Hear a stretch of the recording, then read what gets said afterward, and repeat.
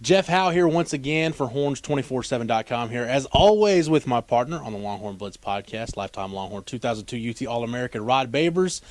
And we're at a game, Rod, this weekend that's near and dear to your heart, the Red River Rivalry, the Red River Shootout, or the State Fair Street Fight, That's what we like to as call you've it now. coined it now. Yeah, the State Fair Street Fight, because essentially this game just turns into a street fight. That's all it is. And as you have pointed out and I have pointed out, street fights are won in the trenches. The stats back that up. The winner of the rushing battle wins this game every time. There's one exception in 2006 when both teams had 124 rushing yards. But in the Mack Brown-Stoops era, you win the rushing battle, you win the war. It's a street fight. It's a battle in the trenches. It's a line of scrimmage game, and that's what it's all about. 11 street fights across the board. The chess match that I'm most interested to see in this game is the battle between Major Applewhite calling plays for Texas and Mike Stoops dialing it up for Oklahoma. When you look at what Mike Stoops' defenses have done to Texas, you take out that 99 game, his first shot, and you look at 2000, 2001, 2002, 3 games you played in, 2003, before he left to take the coaching job at Arizona, and then last year, Texas quarterbacks have a 3-14 touchdown to interception ratio. 2 of those touchdowns were in garbage time by Case McCoy last year.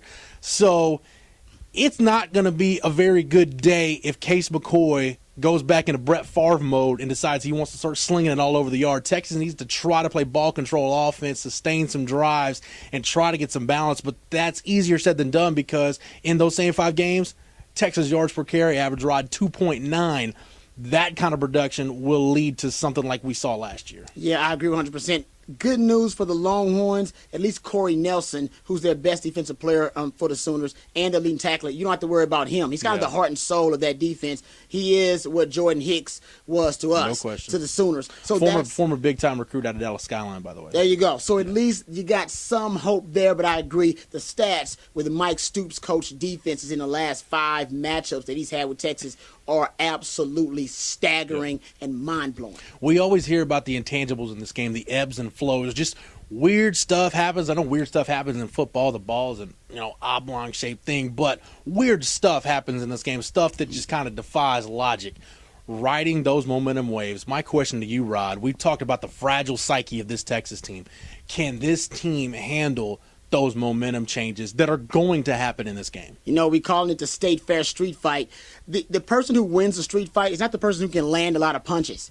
The person who wins a street fight is the person who can take the other guy's best punch and then get up off the mat and persevere. That's been the issue for the Longhorns the last 2 seasons. They got to get out to a good start in this game, in my opinion. You can't get 3 and outs, and that's what OU actually does pretty well. They're 3rd right now in the nation in terms of forcing 3 and outs. We got to find a way to get and capture momentum early in this game, try to build the confidence of this team. If this team gets down early in this game where they've had issues the last 2 years, I fear what may happen.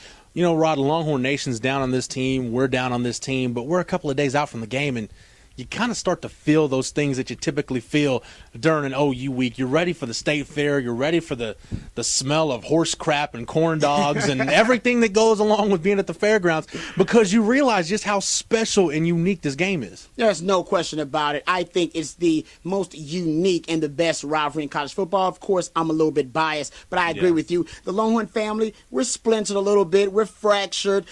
Turmoil and crisis going on with the program. We don't really know the course of action to be taken for the future, but we can all galvanize around our hatred for all things Sooners, and that's a beautiful thing about this weekend. Rule number 1, Sooners fans, do not, I repeat, do not throw the horns down in the face of Rod Babers. You're likely to get knocked out if you do. If you want to see an angry black man, throw the horns down in front of me. I'll do you like VY did. I'll hit you in the face. Don't do that. Don't do that. Don't disrespect Bevo like that, man. Yeah, leave Bevo out of it. Leave Bevo Talk out about of anything. this. Leave Bevo the hell out of this. All right, we'll see if the Longhorns can land some haymakers, and hey, we'll just see what happens. Nobody expects Texas to win this game. We don't expect Texas to win this game. But we'll go to Fair Park, we'll go to the Cotton Bowl, and we'll see what the hell happens on Saturday. Stay locked into Horns247.com. Make sure you catch this edition of the Longhorn Blitz podcast and catch Rod every day on the Sports Buffet, Sports Talk AM 1300 The Zone from 2 to 7, and a very special edition. I'll be down with the guys at the Hofbrau on Friday. That's right. You know that thing gets cracking the closer you get to happy hour. The nut jobs come out, the beer starts flowing, and you know it's Texas OU weekend. So make sure you get your fill this weekend, folks.